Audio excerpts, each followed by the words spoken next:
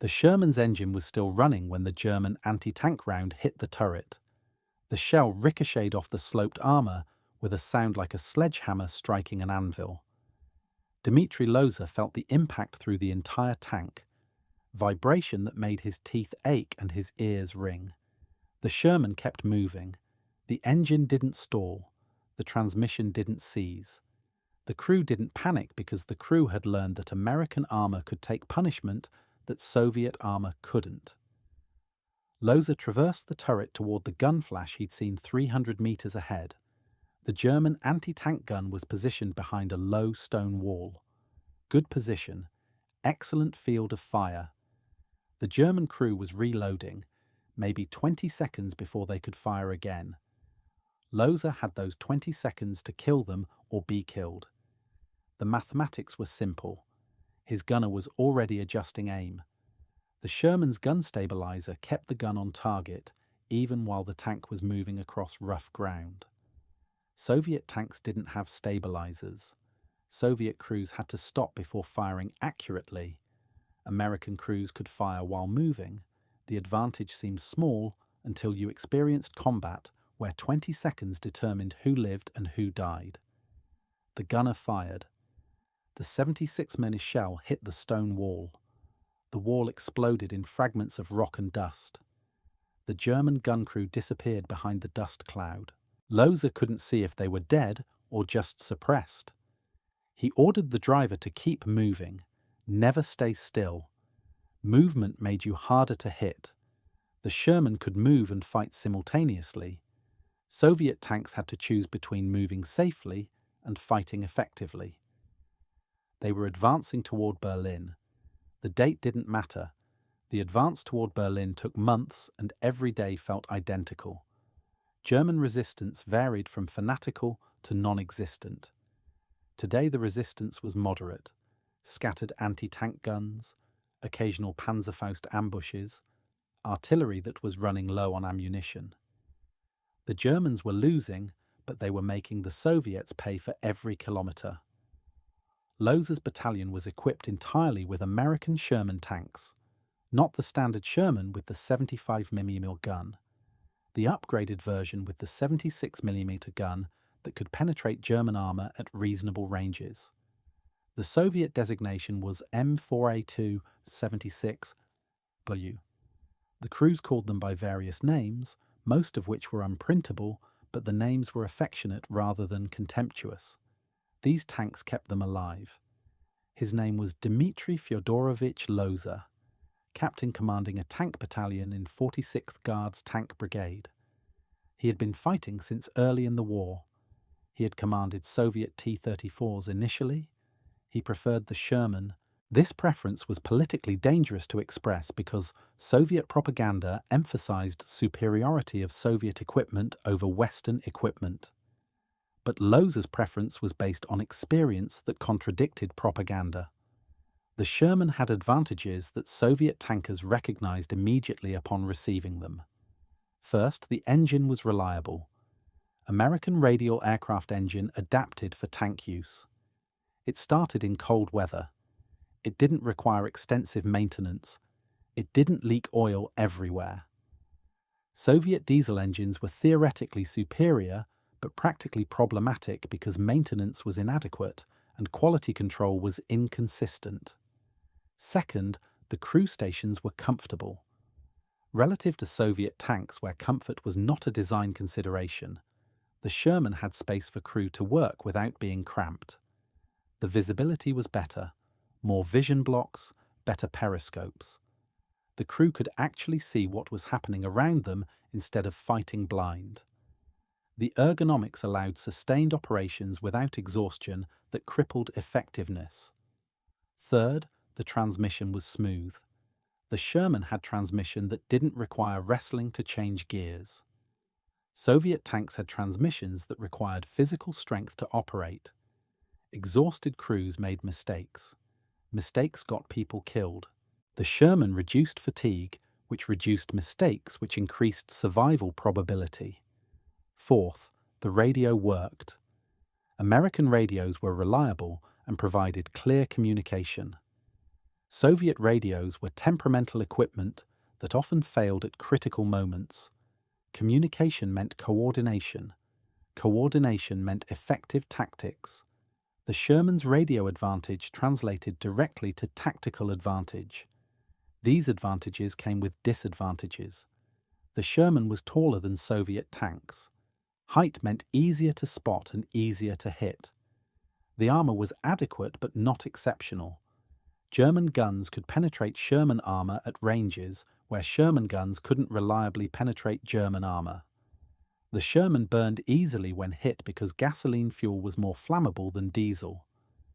American tankers called their Shermans Ronsons after the cigarette lighter company whose slogan was "Lights first time, every time."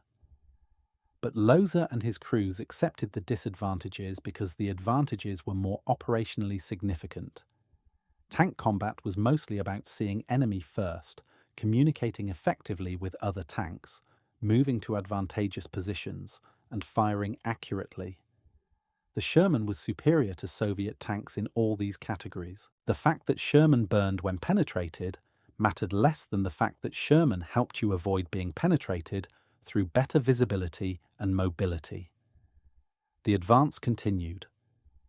Loza's battalion encountered another German position. This one was better prepared.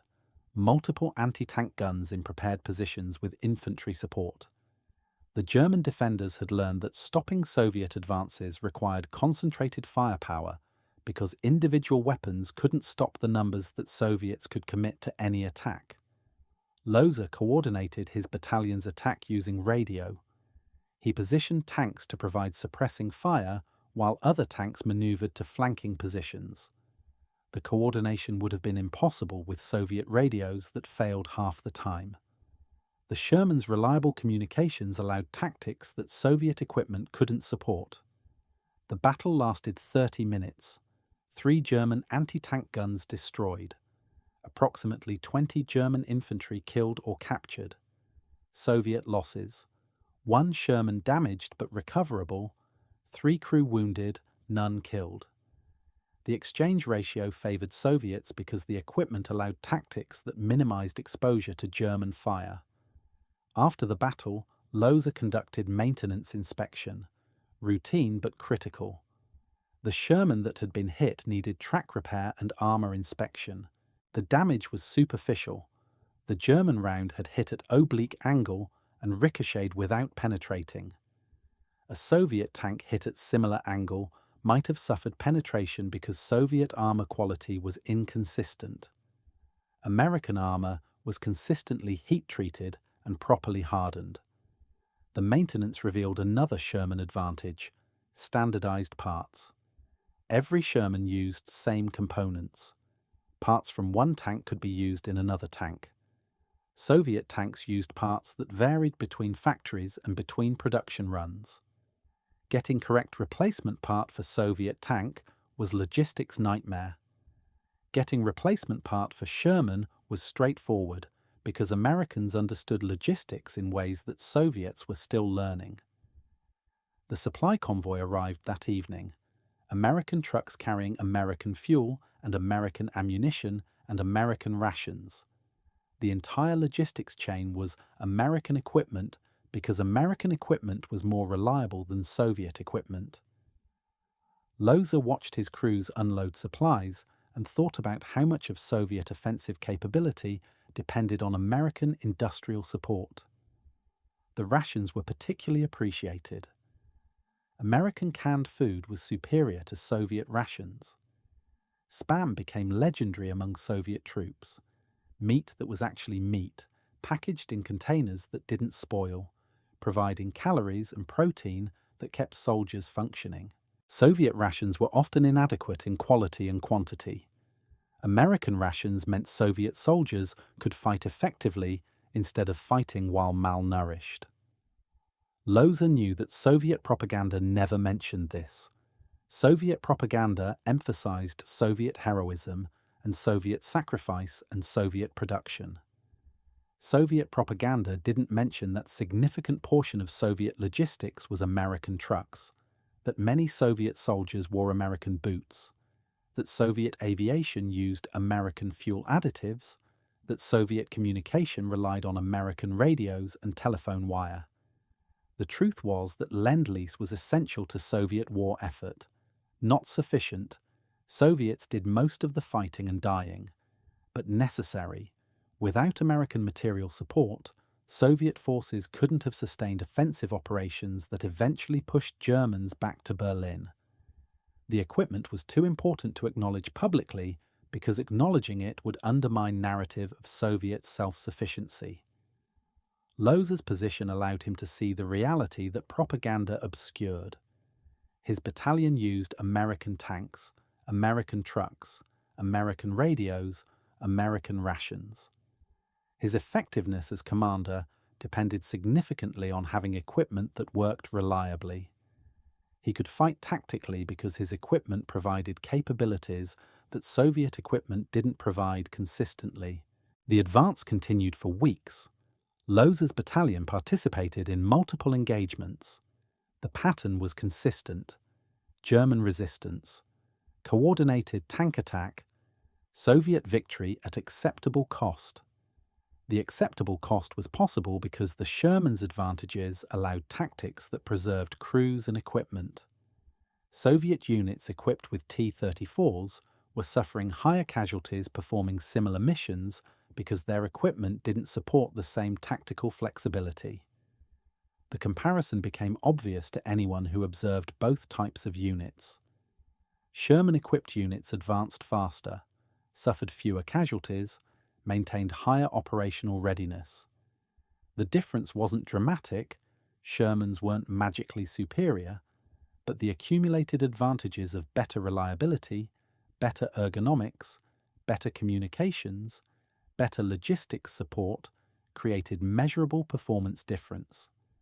Soviet command recognized this difference but couldn't acknowledge it publicly. Officially, Soviet equipment was superior to Western equipment. Privately, Soviet commanders requested Sherman tanks when they could because they knew Shermans provided tactical advantages. The cognitive dissonance between official narrative and operational reality was resolved by simply not discussing it. Loza resolved the dissonance by focusing on mission. His job was destroying German forces and advancing toward Berlin. Whether he did this in Soviet tank or American tank was less important than doing it effectively. The Sherman allowed him to be more effective. Therefore, he preferred the Sherman. The logic was pragmatic rather than ideological. The war ended with Loza's battalion deep in Germany. His battalion had participated in final assaults that broke German resistance. His crews had survived because their equipment allowed them to fight smart instead of just fighting hard. The survival rate in Loza's battalion was higher than average for Soviet tank battalions. The difference was attributable partially to his leadership, but significantly to having equipment that didn't fail at critical moments. After the war, Loza remained in military service. He was promoted. He commanded larger formations.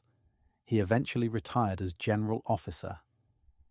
Throughout his career, he remembered the Sherman and what it taught him about relationship between equipment quality and tactical effectiveness. Decades later, after Soviet Union collapsed, Loza wrote memoirs. The memoirs were honest in ways that Soviet-era publications couldn't be.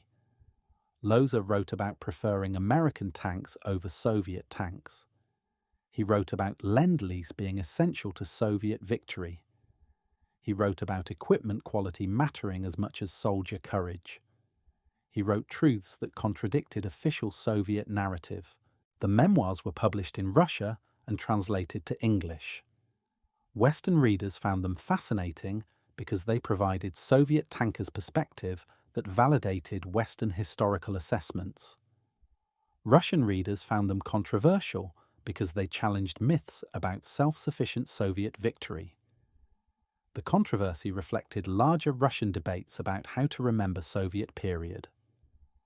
Loza's honesty was remarkable because most Soviet veterans didn't publicly contradict official narratives. Speaking truth that contradicted state propaganda was dangerous during Soviet period, and remained socially risky even after Soviet collapse. Loza was willing to state what he had experienced, even though some Russians considered such statements disrespectful to Soviet sacrifice. The substance of Loza's memoirs provided details about American equipment that filled gaps in historical record. He described Sherman's mechanical reliability in specific terms, how often it required maintenance, what components failed most frequently, how field repairs were conducted. He described tactical advantages in operational context, how better visibility affected engagement outcomes, how reliable radio enabled coordinated attacks, how crew comfort affected sustained performance. He also provided balanced assessment acknowledging Sherman's weaknesses. The height made concealment difficult. The armor was vulnerable to German guns. The gasoline engine created fire hazard when penetrated. But Loza argued that these disadvantages were outweighed by advantages that improved overall combat effectiveness. His assessment was based on comparative experience commanding both Soviet and American tanks in similar combat conditions. The comparison with T-34 was nuanced. Loza respected the T-34 as revolutionary design that combined firepower, armor, and mobility effectively. But he noted that T-34's theoretical advantages were often compromised by practical problems. Poor visibility limited the crew's ability to use the mobility effectively. Unreliable mechanical components meant tanks broke down at critical moments. Uncomfortable crew stations degraded performance during extended operations. The Sherman addressed these practical problems through superior engineering and quality control. American manufacturing produced consistent quality. Soviet manufacturing produced variable quality because Soviet industry prioritized quantity over quality consistency. The result was that American tanks worked reliably, while Soviet tanks worked adequately when they worked but failed unpredictably. Loza's memoirs also discussed broader Lend-Lease contributions beyond tanks. He mentioned American trucks that provided mobility for Soviet infantry, American jeeps that provided transport for Soviet commanders, American aviation fuel that enabled Soviet air operations, American food that kept Soviet soldiers fed, American communication equipment that allowed Soviet commanders to coordinate operations. The totality of American support was far greater than just tanks. The economic dimension was staggering. United States provided approximately $11 billion worth of equipment to Soviet Union during the war. Adjusted for inflation, this represented hundreds of billions in modern currency. The equipment included thousands of tanks, thousands of aircraft, hundreds of thousands of trucks, millions of tons of food, vast quantities of raw materials and industrial equipment. Soviet industrial production was impressive. Soviet factories produced thousands of tanks and aircraft monthly, but Soviet production was insufficient for sustaining offensive operations across thousands of kilometers of front line. American supplies filled critical gaps that Soviet production couldn't fill quickly enough. The combination of Soviet production and American supplies created military capability that exceeded what either nation could have achieved independently. The political dimension was complicated. Soviet leadership needed American aid, but resented dependence on capitalist power. American leadership provided aid, but was suspicious of Soviet intentions. The alliance was marriage of convenience between nations with fundamentally different political systems and competing post-war ambitions. The marriage lasted exactly as long as necessary to defeat Nazi Germany and dissolved immediately afterward into Cold War hostility. Loza's memoirs captured this complexity through personal experience. He appreciated American equipment while remaining loyal Soviet officer. He recognized that American support was essential while also being proud of Soviet fighting. He understood that victory required both Soviet blood and American material. The understanding was sophisticated in ways that propaganda from either side wasn't. The reception of Loza's memoirs differed between audiences. American readers appreciated validation of Lend-Lease's importance. British readers noted that British also provided significant aid that often got overlooked. Russian readers divided between those who appreciated honest historical assessment and those who felt Loza was insufficiently patriotic by acknowledging foreign assistance. The divisions reflected ongoing debates about historical memory. Military historians found Loza's memoirs valuable as primary source from Soviet tanker, who commanded both Soviet and American equipment. The comparative assessment was rare because most Soviet tankers used only Soviet equipment. Loza's experience commanding Shermans gave him perspective that few Soviet officers possessed. His willingness to write honestly about that experience made his memoirs particularly valuable for understanding Eastern Front armoured warfare. The technical details Loza provided helped clarify debates about Sherman's performance. Western sources sometimes portrayed Sherman as inadequate tank that succeeded only through numerical superiority. Loza's assessment showed that Sherman succeeded through combination of adequate performance and superior reliability and better ergonomics and effective logistics. The success was less about superior specifications and more about superior systems engineering. The comparison with German tanks was also instructive. German tanks like Tiger and Panther had superior firepower and armour compared to Sherman. But German tanks were mechanically complex and unreliable and required extensive maintenance. The Sherman was mechanically simpler and more reliable and easier to maintain. In sustained operations, reliability mattered more than superior specifications. The Sherman could fight tomorrow while German tanks were broken down, awaiting parts that weren't available. Loza's tactical observations showed how equipment characteristics affected combat outcomes. Better visibility meant seeing enemy first. Seeing enemy first meant shooting first. Shooting first meant surviving engagement. The causal chain from equipment characteristics to survival probability was direct and measurable.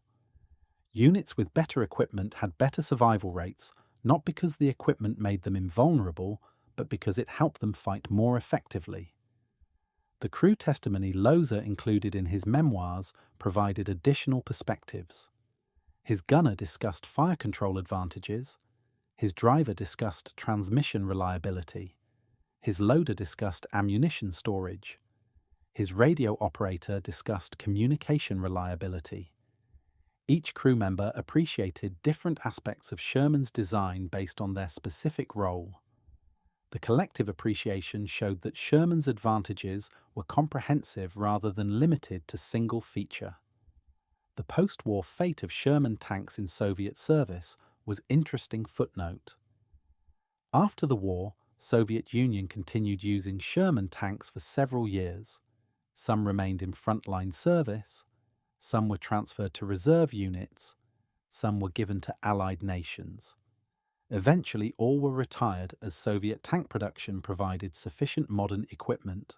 But the fact that Soviets continued using Shermans after the war ended demonstrated that they valued the equipment enough to maintain foreign tanks rather than immediately replacing them with Soviet production. Loza's career trajectory showed that his preference for American equipment didn't damage his professional advancement. He was promoted to general rank. He held important positions. His candor about equipment preferences didn't prevent Soviet system from recognizing his competence. The trajectory suggested that Soviet military professionals could distinguish between ideological correctness and operational effectiveness, even when official doctrine claimed they were identical. The legacy of Loza's memoirs extended beyond historical documentation. His willingness to acknowledge foreign assistance challenged narratives about self-sufficient Soviet victory.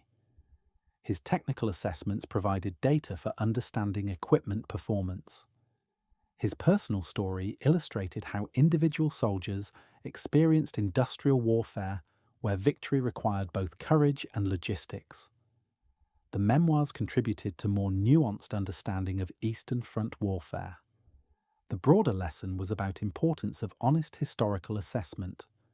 Propaganda serves political purposes but obscures historical truth.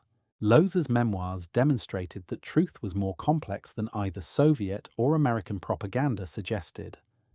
Soviet forces did most of the fighting. American supplies enabled that fighting to succeed. Both contributions were necessary. Acknowledging one didn't diminish the other. Modern Russian debates about Lend-Lease reflected continuing difficulty with acknowledging foreign assistance. Some Russians argued that Lend-Lease was trivial contribution that didn't significantly affect Soviet victory.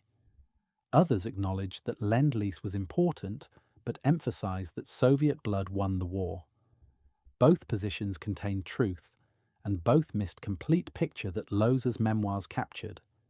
Victory required both Soviet sacrifice and American material support working in combination. The equipment quality debate extended beyond World War II. Soviet Union struggled throughout Cold War with tension between quantity and quality. Soviet military doctrine emphasized mass production of adequate equipment. American doctrine emphasized smaller quantities of superior equipment. The debate about whether quantity or quality mattered more was partially answered by wartime experience, showing that reliability and logistics were often more important than specifications. Loza's memoirs contributed to this debate by documenting how reliability affected tactical effectiveness. The final assessment of Sherman in Soviet service was that it was good tank that served well in role for which it was designed. It wasn't wonder weapon. It wasn't invincible. It was reliable, well-engineered piece of equipment that allowed crews to fight effectively when supported by adequate logistics and competent commanders. Loza's assessment validated this conclusion through extensive combat experience that combined operational success with honest technical evaluation. That is the story of Dmitry Loza, Soviet tank officer who commanded American Sherman tanks, preferred them to Soviet tanks based on combat experience, survived the war, wrote honest memoirs acknowledging that American Lend-Lease was essential to Soviet victory, challenged Soviet propaganda about self-sufficient victory, provided valuable historical documentation about equipment performance and tactical effectiveness, and demonstrated that honesty about history serves understanding better than propaganda serves political convenience. The specific advantages Loza documented about the Sherman revealed attention to operational details that historians found valuable. He described the gun stabilizer's impact on combat effectiveness in precise terms. Soviet tanks required stopping to fire accurately. The Sherman could maintain accuracy while moving at speeds up to 15 miles per hour. This meant Sherman crews could close distance to enemy positions while maintaining fire, whereas Soviet crews had to choose between movement and accurate fire. In fluid combat situations, this advantage was decisive. The visibility comparison was equally detailed. Loza described the Sherman's vision blocks providing approximately twice the field of view compared to T-34. The commander's cupola on later Sherman models allowed 360-degree observation. The T-34 commander had limited visibility and often had to expose himself through open hatch-to-sea battlefield. Better visibility meant better situational awareness. Better situational awareness meant better tactical decisions. The causal chain from design feature to tactical advantage was clear. The ergonomic advantages accumulated over extended operations. Loza noted that after 8 hours of combat operations, T-34 crews were physically exhausted from cramped positions and poor ventilation. Sherman crews were tired but still capable of effective performance. The difference meant Sherman units could sustain operations longer before requiring rest. In campaigns where operational tempo mattered, this endurance advantage translated to strategic mobility. The ammunition storage was another practical advantage Loza documented. The Sherman stored ammunition in protected sponsons with wet stowage. Ammunition was surrounded by water jackets that reduced fire risk if penetrated. The T-34 stored ammunition throughout the fighting compartment with minimal protection. When T-34 was penetrated, ammunition often detonated catastrophically. When Sherman was penetrated, wet stowage sometimes prevented ammunition fires. The survival rate for Sherman crews was measurably higher than T-34 crews when both types were penetrated by similar weapons. The maintenance accessibility impressed Loza's mechanics. Sherman engine could be removed and replaced in field conditions within hours using available equipment. T-34 engine removal required specialized tools and often took days. The difference meant damaged Sherman could return to service quickly, while damaged T-34 required extended repair time or total replacement. In sustained operations, this maintainability advantage meant Sherman units maintained higher operational readiness rates. The interoperability with other American equipment created logistical synergies. Sherman used same fuel as American trucks and aircraft. Sherman radios were compatible with American communication equipment. Sherman spare parts were standardized across production runs. The entire American equipment ecosystem was designed for interoperability. Soviet equipment lacked this systematic integration. Each equipment type had unique requirements that complicated logistics. Loza's memoirs included specific examples from his combat experience. He described engagement where his battalion encountered German Panther tanks. The Panthers had superior firepower and armor, but Loza's battalion used coordinated tactics enabled by reliable radio communication. Multiple Shermans engaged each Panther simultaneously from different angles. The coordination allowed Soviet numerical superiority to overcome German technical superiority. With T-34s using unreliable radios, such coordination would have been impossible. Another example involved rapid advance, where his battalion covered 80 kilometers in single day. The advance was possible because Sherman's mechanical reliability meant most tanks remained operational throughout extended movement. Soviet units attempting similar advances often lost significant numbers to mechanical failures. The reliability differential meant Sherman units could exploit operational opportunities that T-34 units couldn't sustain. Loza also described defensive engagement where his battalion held position against repeated German counterattacks. The Sherman's ammunition capacity and rapid reload capability meant sustained fire without running out of ammunition. The crew ergonomics meant loaders could maintain rapid fire rate throughout extended engagement. T-34 crews would have degraded performance due to fatigue and cramped positions. The engagement demonstrated how equipment design affected sustained combat performance. The comparative casualties in Loza's battalion versus comparable T-34 battalions were striking.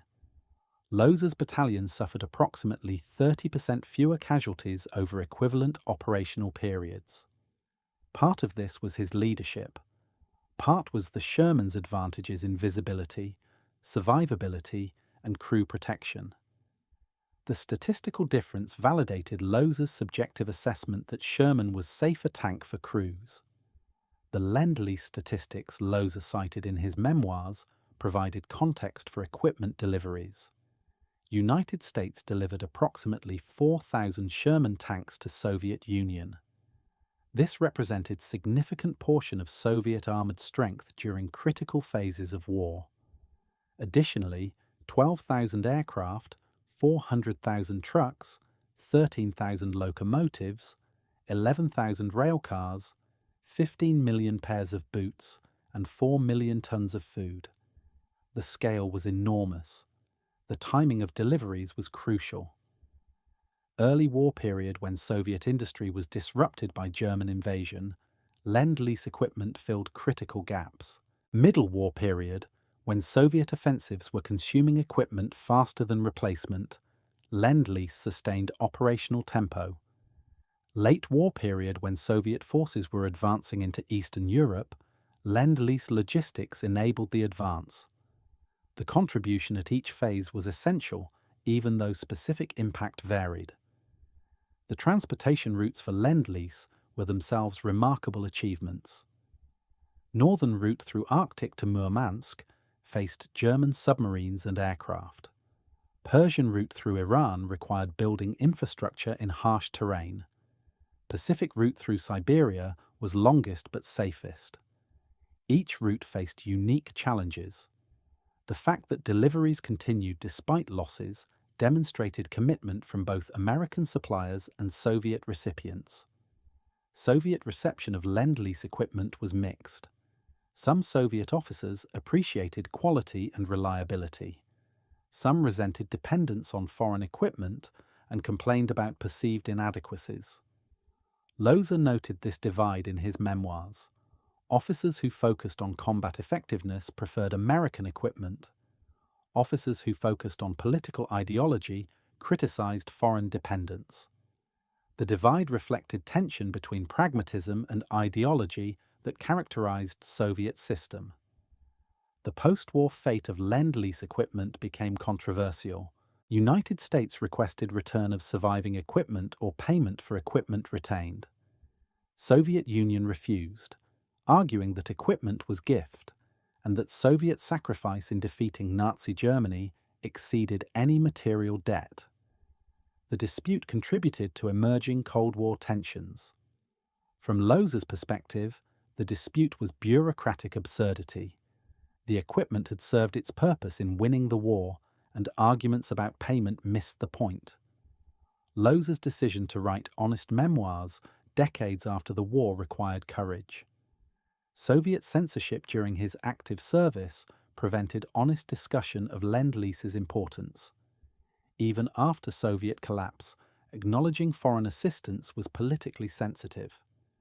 Russian nationalism emphasized self-sufficient Soviet victory.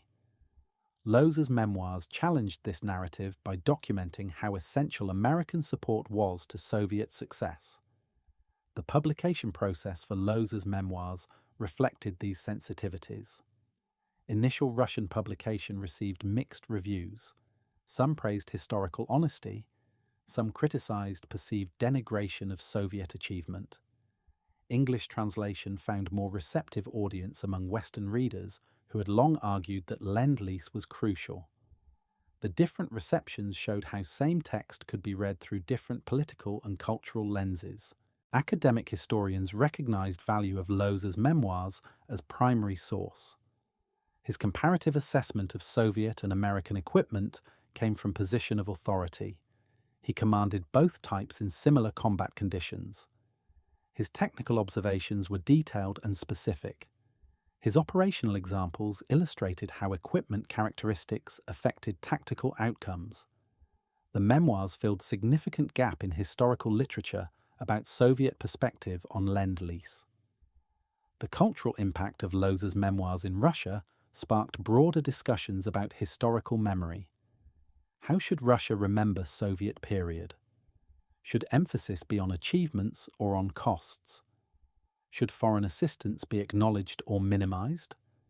Loza's approach was acknowledging both Soviet sacrifice and foreign assistance as complementary rather than competing narratives. Victory required both. Acknowledging one didn't diminish the other. The personal dimension of Loza's story added human element to statistics about equipment deliveries. He was a real person who commanded real tanks in real combat. His preference for Sherman was based on wanting his crew to survive. His appreciation for American equipment was gratitude from someone whose life depended on that equipment working when needed. The personal perspective made abstract historical arguments concrete. Loza's crew members who survived provided supporting testimony. His gunner confirmed that Sherman's fire control was superior. His driver confirmed that transmission was more reliable. His loader confirmed that ammunition storage was safer. The consensus among crew validated Loza's assessment and showed it wasn't just commander's opinion, but collective experience.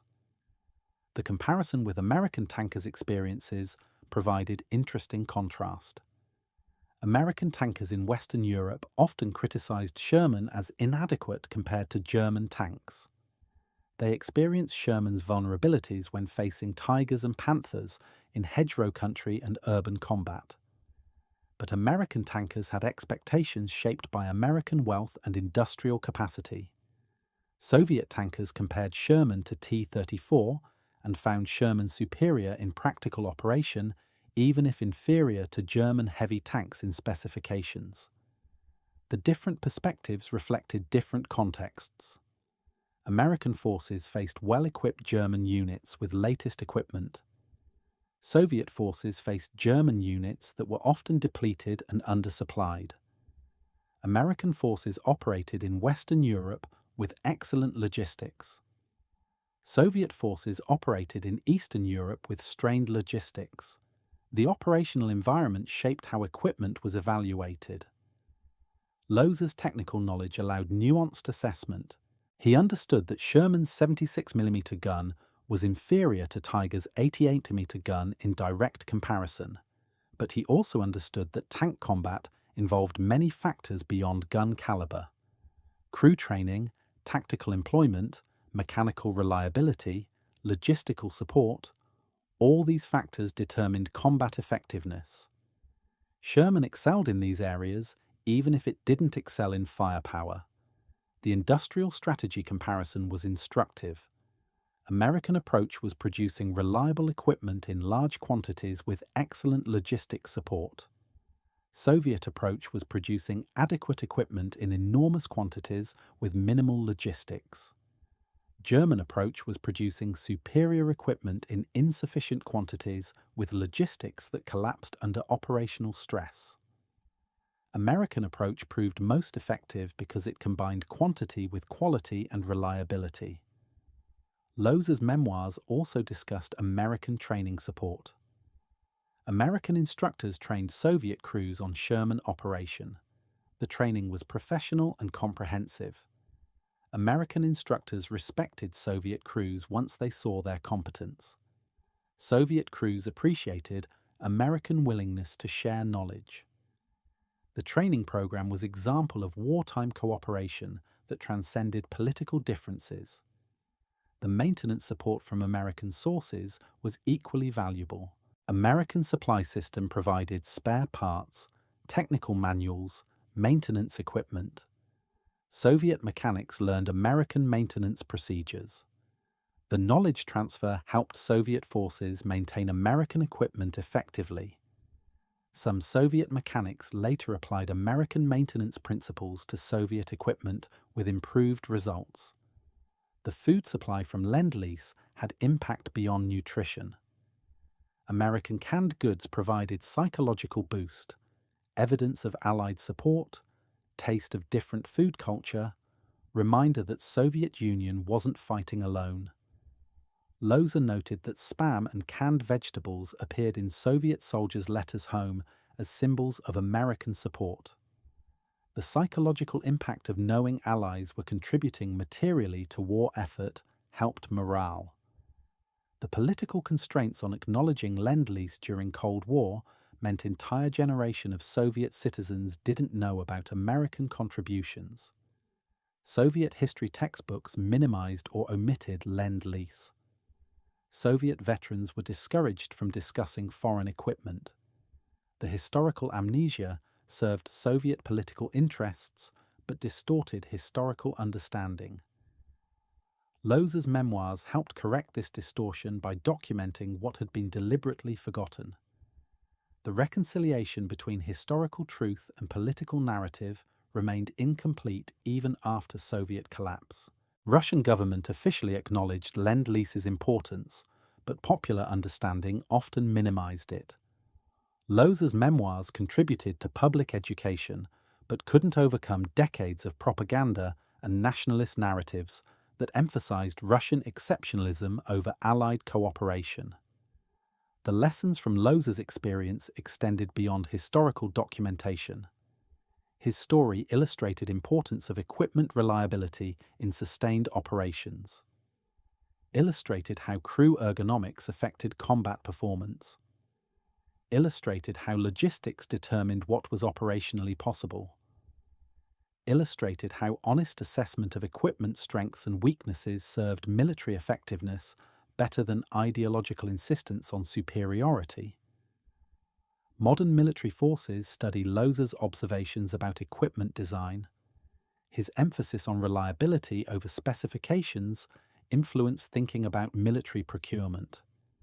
His observations about crew ergonomics affected tank design. His appreciation for logistical integration shaped understanding of systems engineering. The lessons from Sherman's success in Soviet service remained relevant decades after the war. The personal cost of honesty was real for Loza. Some Russian veterans criticized him for insufficient patriotism. Some historians questioned whether his preference for Sherman reflected individual bias rather than objective assessment. Some politicians used his memoirs to argue that Soviet victory was less impressive than officially claimed. Loza endured criticism because he believed historical truth mattered more than political convenience. The vindication came from professional military historians who recognized value of his testimony, from Western researchers who gained a new understanding of Eastern Front warfare, from younger Russians who appreciated honest history over propaganda. The vindication was incomplete and came late, but it demonstrated that truth eventually finds audience even when initially unwelcome. That is the complete story of Dmitry Loza and his honest memoirs about American Sherman tanks in Soviet service. Story about soldier who preferred foreign equipment to domestic equipment based on combat experience, who acknowledged that Allied support was essential to Soviet victory, who wrote honestly about these experiences decades later despite political sensitivity, who contributed valuable historical documentation about Lend-Lease impact, who demonstrated that victory in industrial warfare required both fighting capability and material support, and who showed that honest historical assessment serves future generations better than propaganda serves contemporary politics, thereby helping establish more accurate understanding of how cooperation between nations with different systems contributed to defeating Nazi Germany, and how equipment quality and logistics were as important as courage and sacrifice in determining outcomes of mechanized warfare on Eastern Front.